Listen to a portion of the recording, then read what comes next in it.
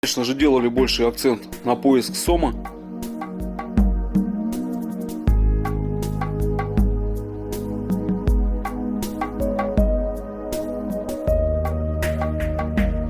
Переезжаем с места на место. Вот находим интересное место с крышами из камыша. Заходим в воду и понимаем, что добраться до шапок нужно преодолеть преграду из густой травы. Как оказалось, среди травы были тоже интересные крыши.